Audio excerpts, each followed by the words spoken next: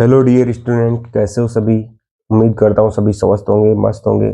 और आपकी board exam है वो अभी बहुत ही नज़दीक आ चुकी है। तो आप इन महत्वपूर्ण क्वेश्चनों को एक बार अवश्य देखें। और जब आपकी एग्जाम होगी मैथ्स की, उससे पहले 5 दिन या 10 दिन तक मैं आपको बहुत ही इम्पोर्टेंट क्वेश्चन है वो आपके लिए लेकर के आऊँगा। और वो अपन लाइव सेशन के अंदर सरल करेंगे। किसी की कोई डाउट्स होगा वो भी इसके अंदर लाइव में पूछ करके आपसे, और वो सब क्लियर करेंगे। ठीक है, तो बिना देरी किए अभी तो अपनी वीडियो की शुरुआत करते हैं। तो सबसे पहला क्वेश्चन है, देखो। एचसीएफ दे रखा दो संख्याओं का एलसीएम पूछा है। अब देखो, इनका दो संख्याओं का एचसीएफ और एलसीएम, इसके अंदर संबंध क्या होता है। दो संख्या होती है जैसे ए और बी, बराबर होता है एचसीएफ गुना एलसीएम, ये संबंध होता है। अब दो संख्या दे रखी है आपको 156 और 78। एचसीएफ दे रखा 78 और एलसीएम पूछा है। तो देखो 78 से 78 कट गया तो एलसीएम कितना बच गया, 156। ए ऑप्शन इसका सही जवाब हो जाएगा। नेक्स्ट क्वेश्चन देखो, ये बोल रहा है कि निम्न में से कौन सी संख्या अपरिमेय संख्या नहीं है। अपरिमेय संख्या नहीं है इसका मतलब परिमेय संख्या है। तो इसमें देखो कौन सी है वो। यहाँ पे देखो, ये आपको 4 ऑप्शन दिख रहे हैं। √2 अपरिमेय संख्या है, 5√3 ये भी अपरिमेय संख्या है, और यहाँ पे 7 पाई बटा पाई ये परिमेय संख्या है, क्योंकि पाई से पाई कट जाएगा तो 7 बचेगा। और यहाँ देखो √25 का वर्गमूल 5 होता है, वो 5 भी परिमेय संख्या। तो इसमें दो ऑप्शन सही हो सकते हैं, डी भी हो सकता है, ए भी हो सकता है। तो इसमें जो ऑप्शन दिए वो सही नहीं दिए गए हैं, ठीक है ना। तो इसको अपन सुधार लेंगे। नेक्स्ट क्वेश्चन आपका, यदि बहुपद दे रखा है कि शून्यंकों का योग व गुणनफल बराबर हो तो क्या कमान। शून्यंकों का योग निकालने का सूत्र तो होता है -b/a, और गुणनफल निकालने का सूत्र होता है c/a। ये दोनों क्या रख रहे हैं, योग व गुणनफल को बराबर रखना है, तो अपन रख देंगे। देखो यहाँ पे इसको बराबर लिख दिया अपने। अब इसमें b, a और c का मान रख दो। कितना है b का मान, b का मान कितना है 2, तो -2/की के बराबर c का मान कितना है, देखो c का मान कितना है 3 के, और a का मान कितना है k। तो ये k से k कट गया, कट गया ना। अब k का मान कितना आ गया, 3 गुणा में इधर जाएगा तो भाग में, तो k बराबर कितना आ जाएगा, -2/3। कितना आ जाएगा, -2/3। डी ऑप्शन इसका सही जवाब हो जाएगा। फिर है अगला क्वेश्चन, एक लड़के की आयु अपनी माता की आयु की 1/3 है। यदि माता की वर्तमान आयु x वर्ष है, कितने वर्ष है, x वर्ष है, तो बच्चे उसके लड़की कितनी हो जाएगी, माँ की आयु में 3 का भाग लगा देंगे तो x/3 हो जाएगी वर्तमान आयु। 12 वर्ष बाद में लड़के की आयु पूछ रहा है, तो 12 वर्ष बाद में अभी वर्तमान में लड़के की आयु कितनी है, x/3। इसमें 12 जोड़ देंगे तो x/3 + 12, ये इसका सही जवाब हो जाएगा। तो कौन से में है, देखो ये ए में दे रखा है। नेक्स्ट देखो, एक समांतर श्रेणी दे रही है, इसका तीनवा पद पूछा है, तीनवा पद। तो तीनवा पद निकालना है आपको। पहला पद तो दे रखा 2, दूसरा दे रखा 5/2। तो 5/2 का मतलब 2.5 तो होता है, तो यानी आधा जोड़ा, 2 में आधा जोड़ा 2.5, 2.5 में आधा जोड़ेंगे तो 3, कितना हो जाएगा 3। इसमें बी ऑप्शन इसका सही जवाब हो जाएगा। नेक्स्ट है, उस समांतर श्रेणी का प्रथम 22 पदों का योग क्या होगा जिसमें डी बराबर ये है और 22वां पद ये है। तो देखो डी का मान तो आपको 7 दे रखा है, और 22वां पद ए एन बराबर 22वां पद दे रखा है कितना, 149। कितना दे रखा है, 149। तो पहले ए एन का सूत्र लगाओ। ए एन बराबर होता है a + n-1 इंटू डी। यहाँ पे 149 रखेंगे, ए का मान आपको पता नहीं है। यहाँ 22 रखेंगे, 22वां पद दे रखा ना, 22 में से 1 निकालेंगे तो 21, और 21 को 7 से गुणा करेंगे तो कितना हो जाएगा, 149 बराबर a + 7 का 1 से गुणा करोगे 7, 7 का 2 से गुणा करोगे तो 14। 147 149 में से घट माइनस होंगे तो a बराबर कितना बचेगा, 2। अब आपको 22 पदों का योग निकालना है, तो 22 पदों के योगफल का सूत्र लिखेंगे, s22 बराबर n/2 कोष्टक में a + tn। n की जगह 22 रखेंगे, बटे में 2, a की जगह 2 और tn की जगह 149। 2 से कट जाएगा 11 बार, 149 और 2 151, 151 को क्या करोगे 11 से गुणा कर लोगे तो कितना हो जाएगा, 11 का 1 से गुणा करोगे 11, हासिल की भी 1, 11 का 5 से गुणा करोगे 55 और 1 56, फिर हासिल की 5, फिर 11 का 1 से गुणा करोगे 11 और 5 कितने होते हैं 16, 1661। कितना हो जाएगा इसका आंसर 1661, ए इसका सही जवाब हो जाएगा। नेक्स्ट देखो ये क्वेश्चन ध्यानपूर्वक देखना, इस पे एक क्वेश्चन आपके एग्जाम में 100% आएगा। आपको ये मान दे रखा है, ये मान पूछा है और इनका दोनों का अनुपात दिया हुआ है, तो क्या होता है ये इसमें बोल रहा है कि DE है ना, ये क्या है BC के समांतर है, अगर ये इसके समांतर है तो इनका अनुपात और इनका अनुपात दोनों का क्या होगा बराबर होगा। यह आधारभूत समानुपातिकता की प्रमेय बोलती है। क्या बोलती है, देखो ये बोलती है AD बटा DB बराबर होगा किसके, AE बटा EC के। तो AD बटा DB का मान तो आपको दे रखा है 3/2, AE का मान 2.7 और EC का मान आपको निकालना है। तो EC का मान निकालें तो देखो EC को तो भेज दो इधर, यहाँ भेज दो, यहाँ 2.7 बचेगा और ये 2 इधर आएगा तो गुणा में और 3 आ जाएगा भाग में। ये देखो पॉइंट हटाते हैं तो यहाँ 0 लगा देंगे, 3 से काट जाएंगे ये 9 बार और ये कट जाएगा 10 बार। 9 का 2 से गुणा करोगे तो 18 और 18 के नीचे कितना 10, अब 10 हटाओगे तो ऊपर पॉइंट लग जाएगा, तो EC का मान कितना आ जाएगा 1.8, कितना आ जाएगा 1.8। तो किसमें होगा, बी ऑप्शन इसका करेक्ट जवाब हो जाएगा।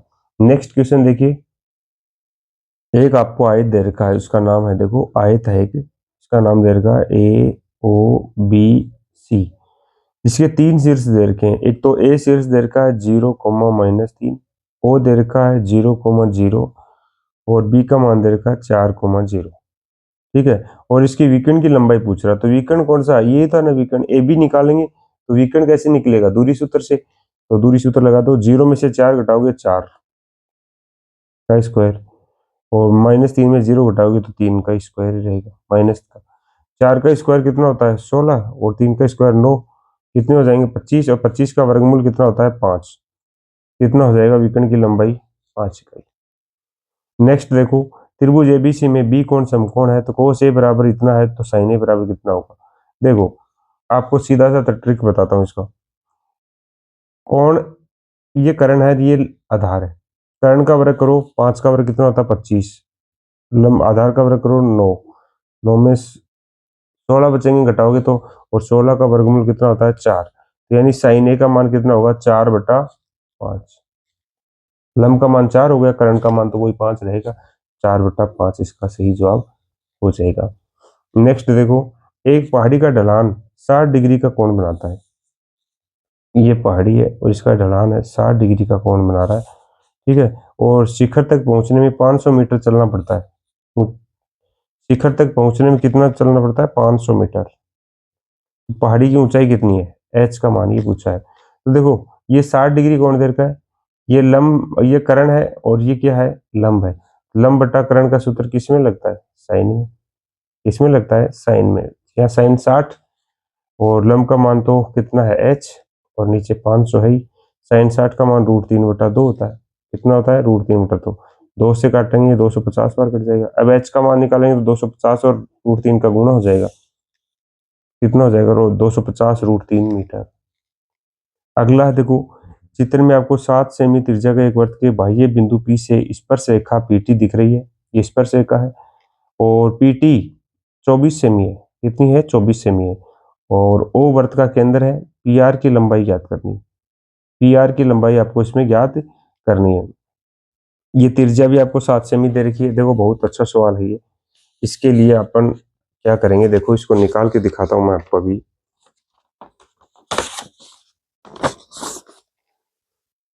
सबसे पहले इसमें अपन पाइथागोरस प्रमेय लगा लेंगे और इस सीधी दूरी निकालेंगे, क्योंकि यहाँ समकोण है, समकोण के सामने भुजा कर्ण होती है, तो ये कर्ण है, कर्ण का मान कैसे निकालेंगे, लंब का वर्ग करो और आधार का वर्ग करो, तो लंब तो 7 का वर्ग और 24 का वर्ग, 7 का वर्ग 49, 24 का वर्ग 576, दोनों को जोड़ोगे तो 625 और उसका वर्गमूल होता है 25, यानी ये दूरी आ गई 25 यहाँ तक की, और ये त्रिज्या और है ना तो 7, 25 में 7 और जोड़ दो तो कितना हो जाएगा, 32।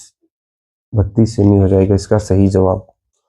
ठीक है, नेक्स्ट देखो, एक वृत्त के केंद्र से 13 सेंटीमीटर दूरी पर स्थित बिंदु Q से वृत्त पर खींची गई स्पर्शरेखा PQ की लंबाई 12 सेमी है, तो वृत्त की त्रिज्या क्या होगी।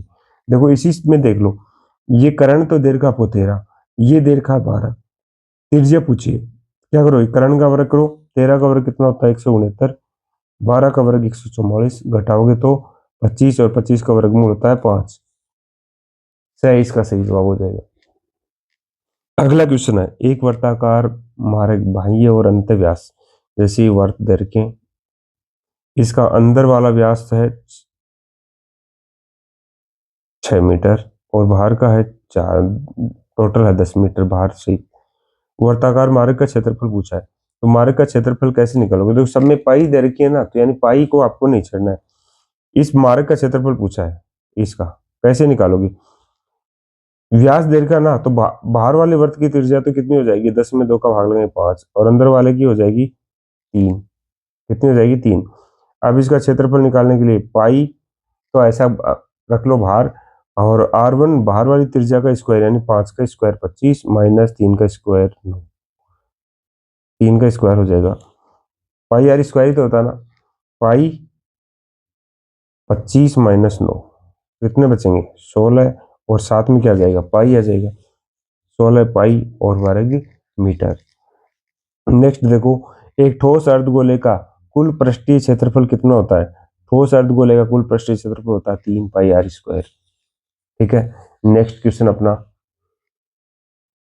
तीन घनों की कोर दे रखी है यानी लंबाई चौड़ाई और ऊंचाई दे रखी है, सॉरी तीन घन दे रखे हैं उनकी भुजाएं दे रखी हैं, और इससे बनने वाले एक घन की भुजा क्या होगी, तो एक घन की भुजा निकालनी है अपन को इसके अंदर। इस क्वेश्चन में कुछ थोड़ा मिसिंग है इसलिए इसको छोड़ देते हैं, ठीक है ना। अगला है, एक बंटन दे रखा है, इसमें बहुलक पूछा है, तो बहुलक कौन है, देखो सबसे ज्यादा बार कौन आ रहा है, 3 कितनी बार आ रहा है 2 बार, 5 1 बार, और 7 1 बार, 4 3 बार, 2 1 बार, 1 1 बार, तो 4 हो जाएगा, कौन हो जाएगा 4 हो जाएगा। नेक्स्ट क्वेश्चन देखो, माध्यिका और माध्य का अंतर 12 है, तो बहुलक और माध्यिका का अंतर कितना होगा। देखो सबसे पहले तो आपको इनके अंदर की बात समझनी होगी कि बहुलक 3 माध्यिक बराबर बहुलक प्लस 2 माध्य, ये संबंध होता है इनमें। ठीक है, अब क्या करना है अपन को, माध्यिका और माध्य का अंतर दे रखा है, माध्यिका और माध्य का अंतर कितना है, देखो 2 गुना माध्य को इधर भेज देते हैं अपन, 3 माध्यिक माइनस 2 माध्य बराबर क्या बचता है, बहुलक बचता है ना बहुलक। तो देखो ये जो संबंध होता है ना, इस संबंध से ही क्वेश्चन को करना है, वो कैसे करोगे, जैसे 3m लिख दिया बराबर -2 x बार लिख दिया बराबर कौन बचा z, अपन को बहुलक और माध्यिका का अंतर निकालना है ना। तो क्या करेंगे, यहाँ से 3m में से 1m इधर ले लें, तो m क्या हो जाएगा माइनस का, यहाँ कितने बचेंगे 2m बचेंगे, इन दोनों में अब 2 कॉमन आ जाएगा, और m माइनस एक्स बार बचेगा बराबर क्या बचेगा z माइनस m। ये क्या है, बहुलक और माध्यिका का अंतर, और माध्यिका और x बार यानी माध्य का अंतर कितना था 12, तो इसकी जगह 12 लिख देंगे, उसको 2 से गुणा कर देंगे, कितना आ जाएगा 24, यानी बहुलक और माध्यिका का अंतर कितना आएगा 24 हो जाएगा। ठीक है, नेक्स्ट क्वेश्चन देखो, एक पाशे को जब फेंका जाता है तो 3 से छोटी एक विषम संख्या आने की प्रायिकता क्या होगा, तो पाशे पर 3 से छोटी विषम संख्या 1 2 3, 3 से छोटी विषम संख्या कौन सी है, एक ही तो है, तो एक विषम संख्या कुल संख्या कितनी होती है 6, तो 3 से छोटी एक विषम संख्या आने की प्रायिकता कितनी होगी 1/6 हो जाएगी। नेक्स्ट है दूसरा नंबर का क्वेश्चन, द्विघात समीकरण के मूल ज्ञात करने के लिए x बार बराबर, ये जो सूत्र होता है इस सूत्र को क्या बोलते हैं, द्विघाती सूत्र बोलते हैं, इसको क्या बोलते हैं द्विघाती सूत्र, और वैसे इसको श्रीधराचार्य सूत्र भी बोलते हैं। यदि एक समांतर श्रेणी के प्रथम पद a और अंतिम पद l है तब पदों की संख्या n है, तो इसका योगफल क्या होगा, तो इसका योगफल ज्ञात करने का सूत्र क्या होता है, एस एन बराबर n/2 कोष्टक में a प्लस l, ये तो होता, ए भी आ गया एल भी आ गया एन भी आ गया, और अगला है, यदि साइन ए बराबर कोस ए है और ए न्यून कोण है तो ए का मान कितना होगा। तो देखो अगर ये साइन ए और कोस ए दोनों बराबर दे रखे हैं तो देखो साइन ए और ये बराबर में कोस है, ये इधर नीचे भाग में ले आए तो यहाँ कितना बचेगा, एक। साइन बट्टा कोस क्या होता है, टेन ए बराबर एक। तो टेन में एक हो किसका मान होता है, 45 डिग्री का। टेन ए बराबर टेन 45, टेन से टेन कट गया तो ए बराबर कितना आ गया, 45 डिग्री। कितना आ जाएगा, 45 डिग्री। नेक्स्ट क्वेश्चन अपना, समबाहु त्रिभुज में प्रत्येक कोण कितने डिग्री का होता है, 60 डिग्री का होता है। कितने डिग्री का होता है, 60 डिग्री का। क्यों होता है, क्योंकि समबाहु त्रिभुज होता है उसकी सभी भुजाएं क्या होती है, बराबर होती हैं। और सभी भुजाएं बराबर होती हैं तो सभी कोण भी बराबर होंगे, और सभी कोण 60-60 के होंगे, तभी तो तीनों का योग करेंगे तो कितना आएगा, 180 डिग्री आएगा। फिर है, वर्त की रेखा वर्त को दो बिंदुओं पर प्रतिच्छेद करती है, कौन सी रेखा, उस रेखा का नाम है छेदक रेखा। कौन सी रेखा, छेदक रेखा। फिर है, एक सिक्कों को एक बार उछाला जाता है तो उसके पट नहीं आने की प्रायिकता कितनी होती है। तो देखो एक सिक्के को एक बार उछाला जाता है तो हेड और चित दो ही तो संभावनाएं होती हैं, तो कुल संभावना कितनी होगी, दो। वो तो नीचे लिखेंगे। अनुकूल संभावना कितनी है, देखो इसको तो बोलते हैं हेड, को तो बोलते हैं चित, टेल को बोलते हैं पट। पट नहीं आने की प्रायिकता, इसका मतलब चित आने की प्रायिकता कितनी है, 1/2। कितनी हो जाएगी, 1/2। फिर नेक्स्ट क्वेश्चन है, वह सबसे छोटी संख्या लिखिए जो 307 व 657 से पूर्णतः विभाजित हो जाती हो। तो इसके लिए आपको क्या करना होगा, इसका लैसे निकालना पड़ेगा। क्या निकालना पड़ेगा, लैसे। छोटी से छोटी संख्या पूछी है तो लैसे, बड़ी से बड़ी संख्या पूछता तो अपन इसका क्या निकालते, मैं से निकालते। तो सबसे पहले क्या करोगे, 306 के गुणनखंड करेंगे। ठीक है, 2 का भाग जाएगा एक बार, फिर 1 बच गया, 10 में 5 बार, फिर 3 बार, फिर 153 में फिर किसका भाग जाएगा, 3 का जाएगा, 2 का तो नहीं जाएगा, 15 1, फिर 3 का जाएगा एक बार, 2 बच गए 7 बार, और 17 में 17 का जाएगा एक बार। ठीक है, और फिर 657 में भाग लगाएंगे अपन, किसका जाएगा 657 में, 2 का तो नहीं जाएगा, 7 और 5 12 6 18, 3 का चला जाएगा 2 बार, एक बार, 2 बच गए 9 बार, और फिर 3 का चला जाएगा 7 बार, 3 बार, और 73 में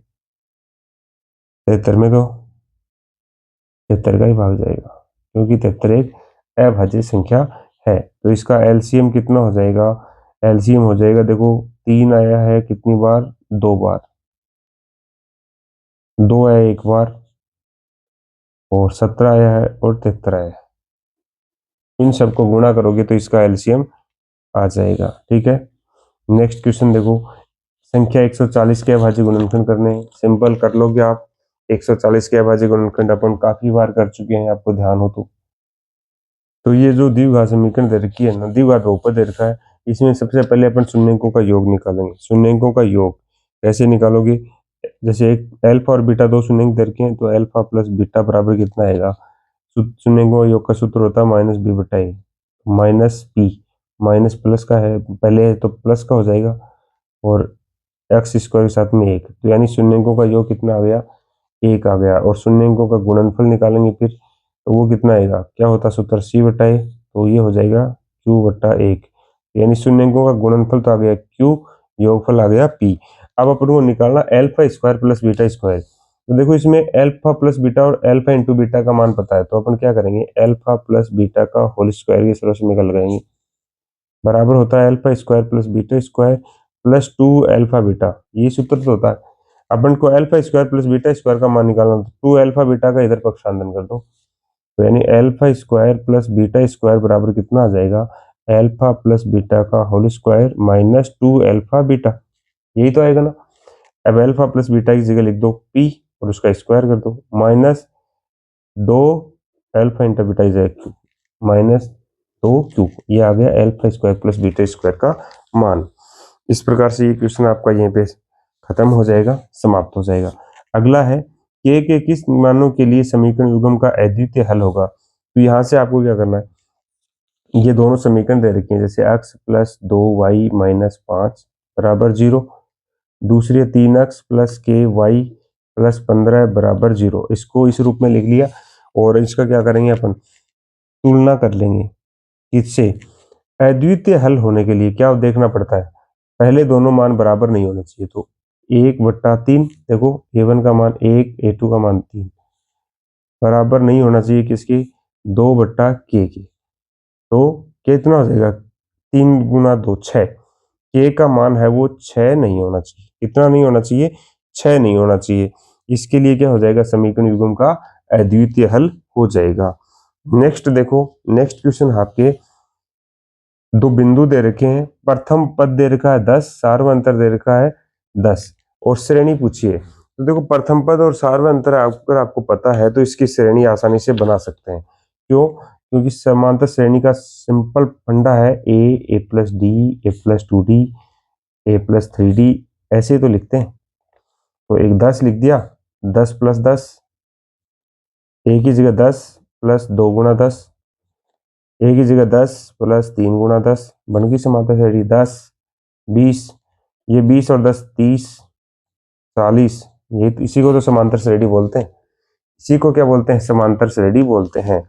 नेक्स्ट क्वेश्चन अपना, एक्स अक्ष पर बिंदु दे रेखा ए और बी को मिलाने वाले रेखाखंड को किस अनुपात में विभाजित करता है। अक्ष अक्ष पूछ रहा है ना, अक्ष अक्ष इसको किस अनुपात में विभाजित करता है, तो अनुपात निकालना है। तो क्या करोगे, जैसे रेखाखंड अपन ने खींच दिया ए बी, इसके निर्देशांक 3, -5, -4, 7, ये बिंदु P है, अक्ष अक्ष से विभाजित होता है तो y का मान 0 हो जाएगा। अब देखो विभाजन सूत्र लगाएंगे, अनुपात निकालना है तो y वाला सूत्र लगाओ, क्योंकि y का मान तो 0 है। क्या करेंगे, y बराबर m1y2 प्लस m2y1 बटा m1 प्लस m2, y की जगह 0 रख देंगे। यह अनुपात अपन ने क्या मान लिया, जैसे मान लिया k अनुपात 1 मान लिया, तो m1 का मान तो k और m2 का मान ये 1। m1 का मान कितना है, k गुणा y2 का मान कितना है, देखो 7 प्लस 1 गुणा y1 का मान -5 बटा k प्लस 1। देखो k प्लस 1 0 की तरफ जाएगा तो ये तो 0 हो जाएगा। तो 7 को k से गुणा करोगे, 7k -5 बराबर 0। अब k का मान निकालना है, 7k बराबर 5, k बराबर कितना हो जाएगा, 5/7, ये 7 भाग में आ जाएगा। तो ये आपका अनुपात कितना आ जाएगा, 5:7। कितना आ जाएगा, 5:7। नेक्स्ट क्वेश्चन अपना, साइन 18 डिग्री बटा साइन 72 डिग्री का मान ज्ञात कीजिए। देखो ये क्वेश्चन आपके, इसमें आपको चेंज करना वाला सवाल है, ये चेंज करना आपको आना चाहिए। जैसे साइन 18 डिग्री बटा, इसको क्या लिख सकते हैं, साइन, जैसे कोस है, कोस 90 माइनस 18 डिग्री लिख दिया तो 72 ही आएगा, आएगा ही नहीं आएगा। अरे कोस 90 माइनस 18 लिख दिया तो कोस 72 ही बचता ना। और साइन 90 माइनस थीटा, कोस 90 माइनस थीटा किस में चेंज होता है, साइन थीटा में। किस में चेंज होता है, साइन थीटा में। तो साइन 18 डिग्री हो जाएगा, साइन 18 समान है, कट गई, कितना आ जाएगा आंसर, 1 आ जाएगा। कितना आ जाएगा, 1 आ जाएगा। नेक्स्ट क्वेश्चन आपकी, वर्त के किसी बिंदु पर स्पर्श बिंदु से होकर जाने वाली त्रिज्या के बीच कितने डिग्री का कोण होता है। तो त्रिज्या और स्पर्श रेखा के बीच में 90 डिग्री का कोण होता है, ये आपको याद ही होगा। फिर है 14 सेमी लंबी एक तार को एक वर्त की चाप के रूप में इस प्रकार मोड़ा गया कि वर्त के केंद्र पर 45 डिग्री का कोण अंतरित करती है, तो वर्त का व्यास क्या होगा। देखो आपको क्या दे रखा है, तार की लंबाई दे रखी है, त्रिज्यखंड के चाप की लंबाई दे रखी है, ठीक है ना। तो त्रिज्यखंड के चाप की लंबाई दे रखी है, तो त्रिज्यखंड के चाप की लंबाई का सूत्र क्या होता है, पाई आर थीटा बटा 180 डिग्री बराबर 44। अब आपको आर का मान भी निकालना है, थीटा का मान दे ही रखा 45, पाई का मान रख दो 22/7 गुणा आर का मान निकालना है, थीटा का मान 45 और बटे में 180 है ही, बराबर 44। अब क्या करो, आर को छोड़ करके बाकी सबका पक्षांतरण कर दो, तो आर बराबर कितना हो जाएगा, 44। ये दोनों नीचे वाले तो इस 44 के गुणा में आ जाएंगे और ये ऊपर वाले हैं इसके भाग में आ जाएंगे। ठीक है, तो 22 से कट रहा है ये एक बार, ये कट जाएगा 2 बार, और 45 से कट जाएगा एक बार, और 45 से 180 कट जाएगा 4 बार। 7 चौक 28, 28 को 2 से गुणा करोगे तो 56, आर का मान 56 आ गया। ये त्रिज्या है, इसको दुगुना करोगे तो 112 सेमी हो जाएगा। व्यास कितना हो जाएगा? 112 सेमी। नेक्स्ट क्वेश्चन अपना, आर त्रिज्या वाले और थीटा कोण अंतरित कर दीर्घ त्रिज्य खंड का क्षेत्रफल ज्ञात करने का सूत्र क्या होगा? देखो, लघु त्रिज्य खंड का क्षेत्रफल ज्ञात करने का सूत्र तो क्या होता है? जैसे थीटा बट्टा 360 degree into pi r square, ये होता है। लेकिन इसमें दीर्घ का बोल रहा है तो क्या करना है? इस थीटा को 360 में से घटा दो, 360 डिग्री माइनस थीटा, और नीचे बाकी पूरा सेम ये का यही रहेगा। ठीक है ना। नेक्स्ट देखो, आर त्रिज्या वाला हो गया, फिर इसका माध्यक निकालना है। तो सबसे पहले इसको आरोही क्रम में लिखोगे, 1 2 3 5 और 9। अब इनके बीच का पद लिखना है, तो मध्य पद कितना है? 3 है, तो माध्यक बराबर 3 हो जाएगा।